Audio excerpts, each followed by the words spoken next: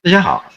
有一句话说的很有意思，值得新闻我跟大家伙一起交流一下，玩味一下。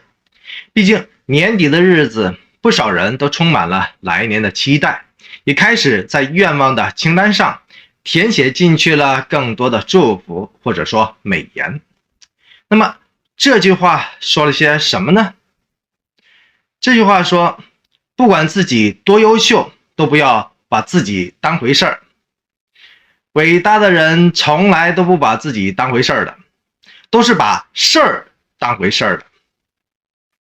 不是因为他是什么样的人，而是因为他做了什么样的事儿。换个角度去理解的话，这句话就应该是一个人应该把所有的精力都放在认真工作上面的话，就有人把你当回事儿了。所以伟大这个词儿通常指代的是一个人的工作和关联的成绩，而这个人并不是重点。延伸开来的话，粉丝们心目中之所以会喜欢上心目中的爱豆，恰恰好就是因为这些爱豆塑造起了一个完全迎合了粉丝内心的那个完美的形象出来了。赵丽颖、王一博的粉丝之所以喜爱他们，刚刚好也是因为他们身上都有着一个异常强大的，而且还是超级共情的共通点。听完新闻我胡思乱想之后，特别的欢迎您帮我总结一下出来。如果您一路都在关注能量达人赵丽颖和王一博的话，您或许更加的期待他们能够开开心心的把握机会，奇妙的再去佳话，成功的也蛮得奖。那么热爱阳光和正能量的您，千万别忘了继续的点赞、鼓励、支持和示爱，并留下您满满的祝福和心愿。因为爱和陪伴永远都不是一句话，而是一份坚持和一个行动。谁是凶手和赵丽颖在这个年底算是彻彻底底的给捆绑在了一块了，大有一荣俱荣、一损俱损的架势了。人算毕竟经不起天算的这个赵丽颖，算是又能吃一堑长一智了，又能在来年学到更多的避险的窍门了。为什么我会这么说呢？因为很多事儿都计划不来的，就像王力宏绝对都想不到一场自己按部就班的离婚的事件，居然会彻彻底底的把自己的事业给彻彻底底的终结了，这完全是一模一样的。所以凶手就像是一堂课，让我们这些吃瓜人都能从中看到不少戏里戏外的门道出来。希望我不才，大致总结了最核心的2点出来，跟大家分享一下。也就是说，剧组剧来事儿，剧情剧中人这2点。其中剧组剧来事儿是指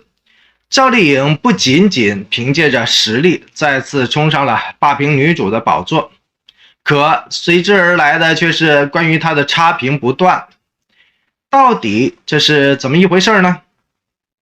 大家伙现在都知道了。谁是凶手在播出前是一致的期待和好评，结果呢，高潮推进到中段的时候，有些状况就莫名其妙的出现了，极大的分散了不少观众们的注意力了。剧组方正式道歉过2次了，一次属于未遂，这波的道歉最终导致身为主演的赵丽颖无辜的受到了牵连，倍感压力之余备受差评。即便在12月9号，谁是凶手直接超越了其他的电视连续剧，成功的登顶上了热度榜第1的火辣的宝座。可是这波的热度是黑红双方强烈碰撞出来的负面的热度，这种舆论的导向的的确确让人挠头不已，而且是无语不已。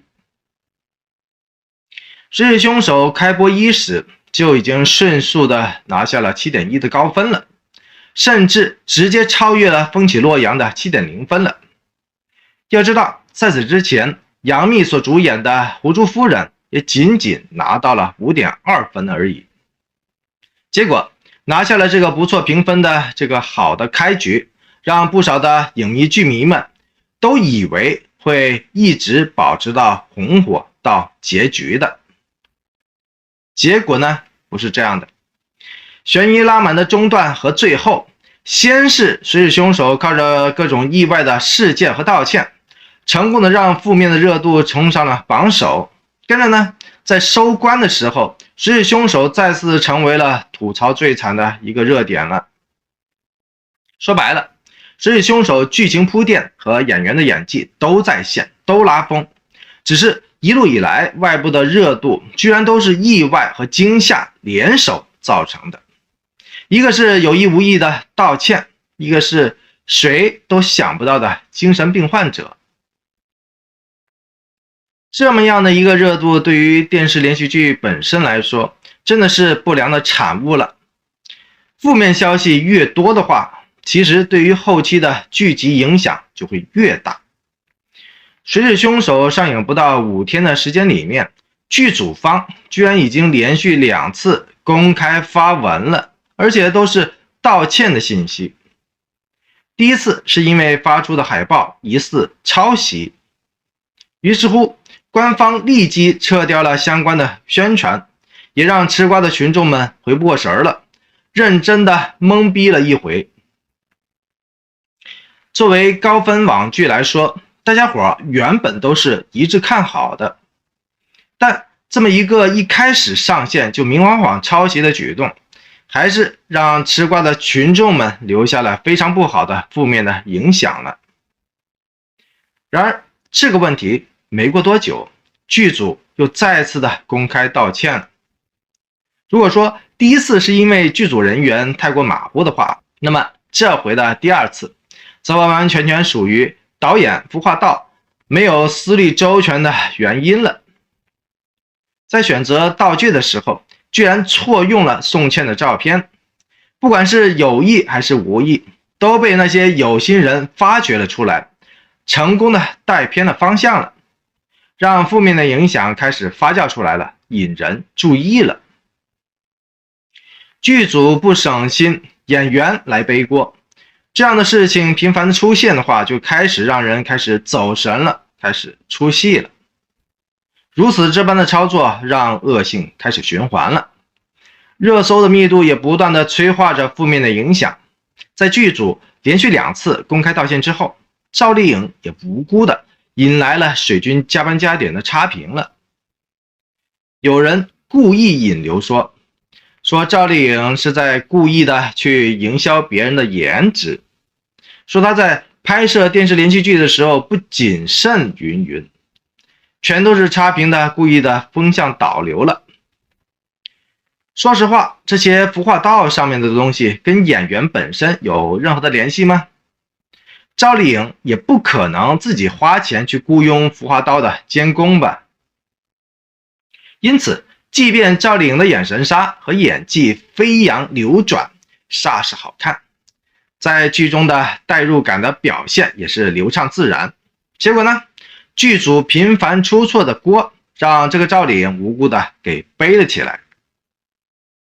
靠着频繁的道歉而穿插红火黑白热播的这个谁是凶手，真的就像是一脚深一脚浅的在烂泥的道路上狂奔着。一些真爱的吃瓜粉丝们说白了，在吃瓜包剧的同时还要被负面的热度一直的添堵，高兴的氛围不断的崩坏了，糟心的糟点也是坏了所有人的食欲了。说实在的，从群演出身的这个赵丽颖，大场面也是见怪不怪，见得太多了。这10来年来，大大小小的电视连续剧，她都能够游刃有余，张弛有度。结果呢，一部谁是凶手，还是让她在持续头痛的编剧之外，头一次碰上了这些服化道衍生出来的尴尬了，以及接二连三道歉所带来的风波事件了。新闻我想前车之鉴一次足矣，这次热搜的风波过后，赵丽颖自己也肯定会更多的谨慎和小心了。实际凶手剧组方的《无间道》的大意，外加上编剧的精神病的收场，让这部剧尴尬的处在了一个红与黑、好与坏的网易区间了，实在是画蛇添足，或者说虎头蛇尾了。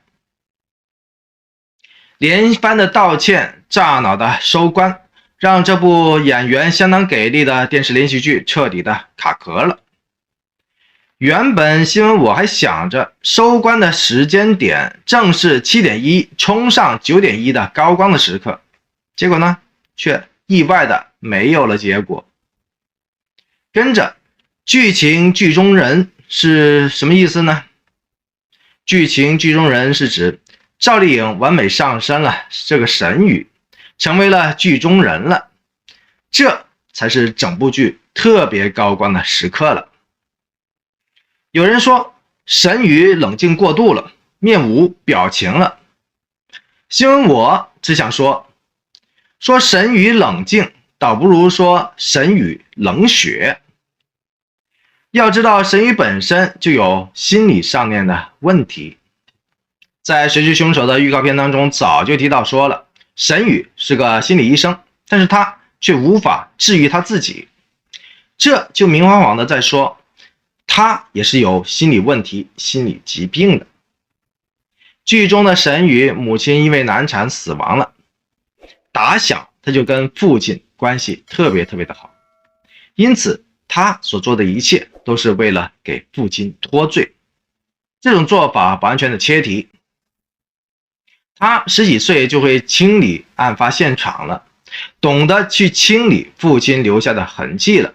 甚至去骗警察也是一种心智的不断的磨练了。这么多年来，他都被人监视着生活，家里面即便经常有人出出入入，他也从来都不害怕，因为他早就已经习惯了。俗话说得好，穷人孩子早当家。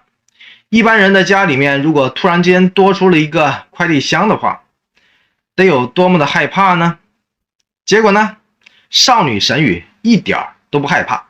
因为她早就习以为常了。长大之后的这个神语更是深受所谓父亲的思想上的不断的影响，或者说毒害。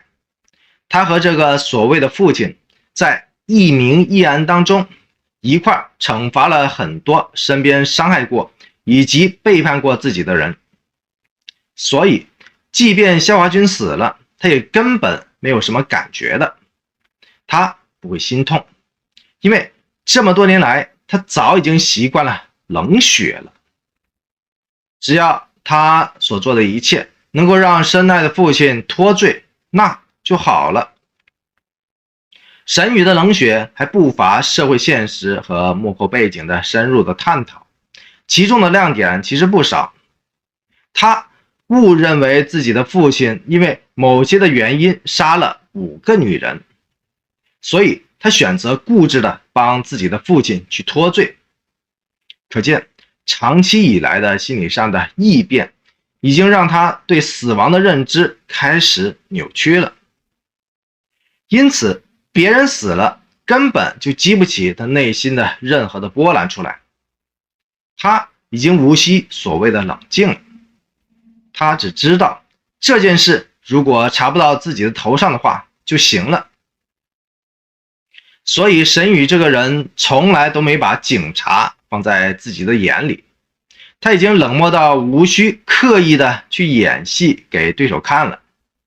因为他心里已经彻彻底底的扭曲了。因此如果说赵丽颖非要搞个七情上面出来的话，非要故作表情出来的话，出戏的不仅仅是他了，而是我们大家了。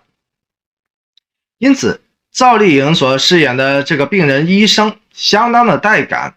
全然的上身了。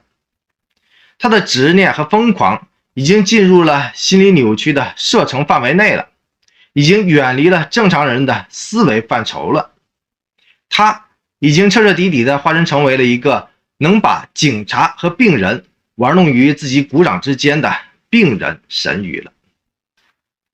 在这部扣人心弦的悬疑剧当中，转型成功的这个赵岭，成功的成为了连环杀人凶手的帮凶了。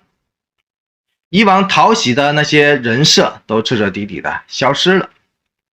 剧中的他除了爸爸面前的那个少女原生态之外，剩下的都是冷血和无情，甚至说是可恶和可恨了。另外一方面，因着对亲生父亲的深沉的爱，沈宇甘心情愿的成为了所谓父亲的提线的木偶了。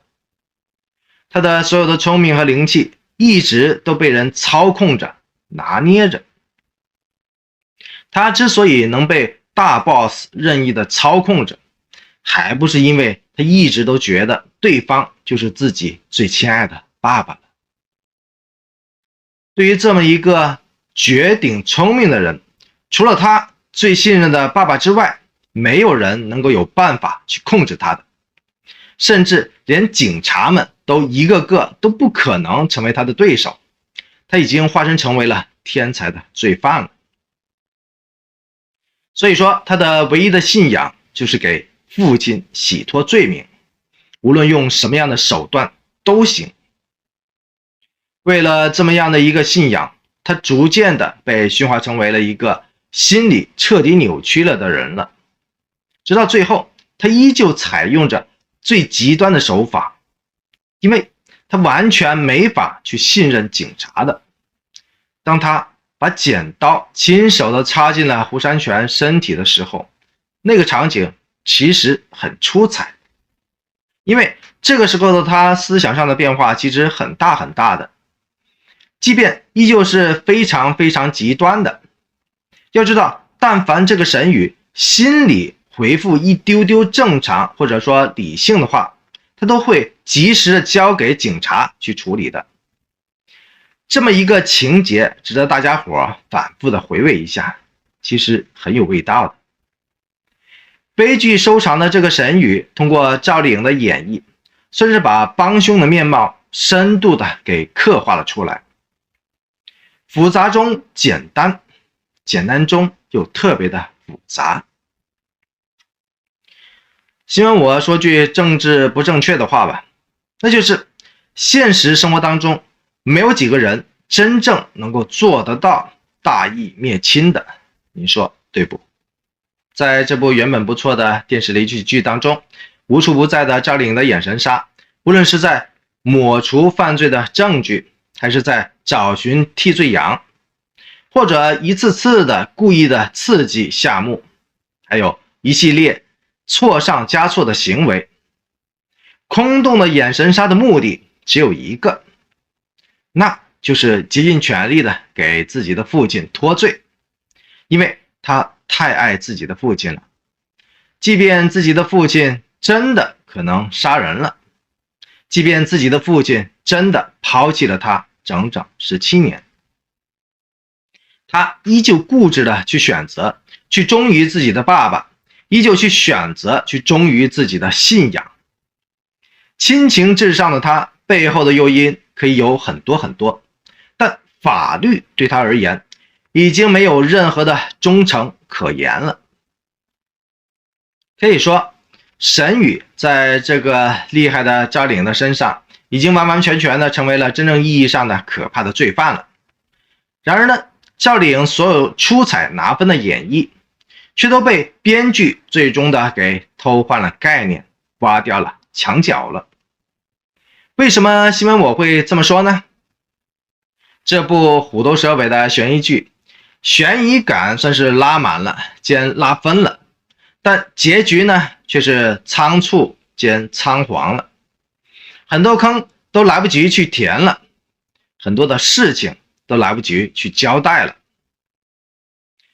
完美帮凶赵丽颖的背后居然是个精神病患者的主凶，那我们的智商到底给谁偷走了呢？或者说，如果不是因为8集无辜掉线的话，可能故事会更加的流畅一些的，会更加的完美一些的。这一切只有天知道了。无论如何，这部剧的主角配角个个都能扛能打，添砖加瓦，每个人都能在所诠释的个性人物上展示出了整体悬疑的风采出来了。结果呢，1加1减，影评就定格在了 7.0 分上了。如果您也超然欣赏神语上身的这个招领的话，不妨大力的在评论区当中打入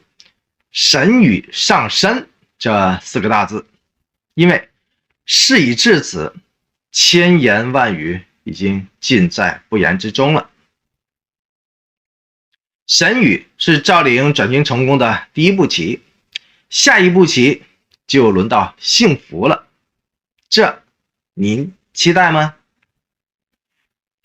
之前我刚刚提到过了王一博的认真态度，今天新闻我继续给大家树立一个认真的模板，那就是还是那个王一博，或者说王一博的字。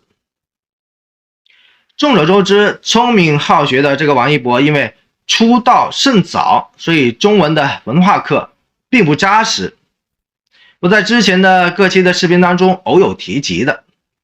有兴趣的朋友们可以自行的回顾一下。值得提醒一下的是，其中有好多好玩的点。因此王一博的字一直都饱受着争议，很多人都表示他的字真的是一言难尽。王一博当年在《陈情令》热播的时候，曾经在一档直播节目当中闹出过笑话。当时主持人要求他重现《陈情令》中经典的场景，也就是蓝忘机到此一游的那个场景时候，王一博也特别顺利的用连笔画写下了到字。可接下来呢，写这个游字的时候，他就突然之间卡壳了。即便鬼马聪明的他马上跟身边的人去请教，结果呢，到此一游这4个字还是写错了2个字，最后被大家一起嘲笑不如小学生。其实之前王一博在参加某个综艺节目当中，同样是把游字给写成了一团黑了。结果1年过去之后，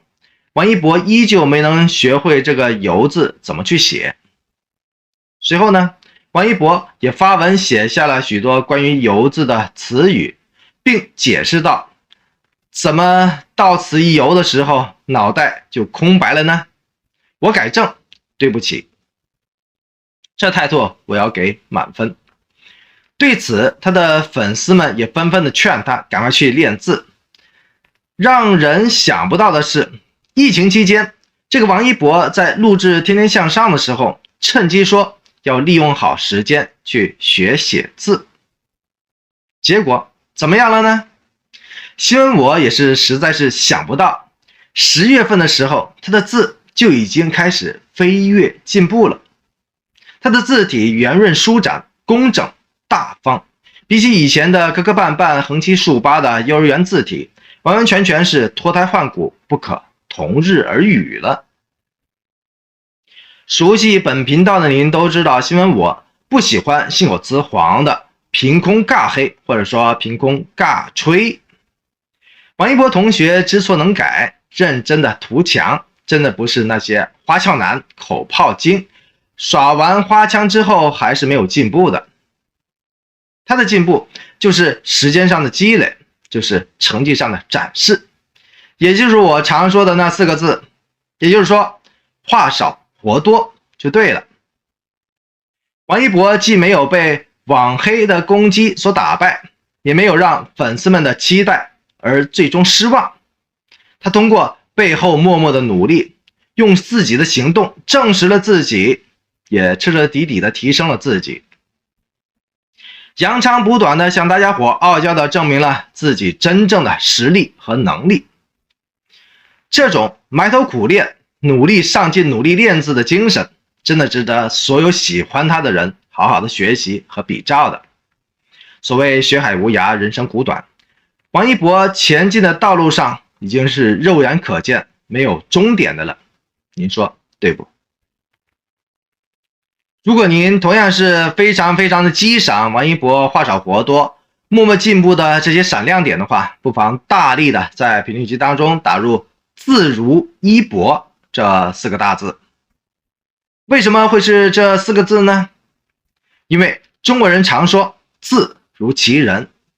这个已经开始写字写得圆润饱满的王一博，来年会不会也是圆润饱满呢？这个问题我就交给您来解答了。最后，您无论是喜爱赵丽颖还是喜欢王一博，或者衷心的祝愿云粉夫妇王炸 CP 依然能够命格重聚，野蛮拿奖，都特别的欢迎您大声的点个赞、鼓个励、加个油或者喝个彩。因为您的所有的爱心、鼓励和支持，既是给出去的无形的能量，同时也是接过来的无形的能量。这些无形的能量可以汇集成为流动的长河，成为了浇灌天地人间的最大的能量场。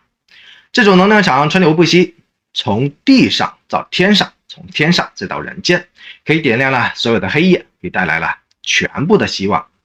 更让施比受更加的有福了。赵丽颖、王一博都是活水流动的能量的输出体，您同样也是，您的爱和祝福更是汇集成江河的每日的小溪流。所以呢，爱就请全心的爱到底，说就请大声的说出来。同样的，我也热烈的欢迎您继续的点赞、鼓励、订阅、转发和支持本频道，因为这里面有爱、有光，也有盐。多谢您的一路的陪伴和宝贵的时间。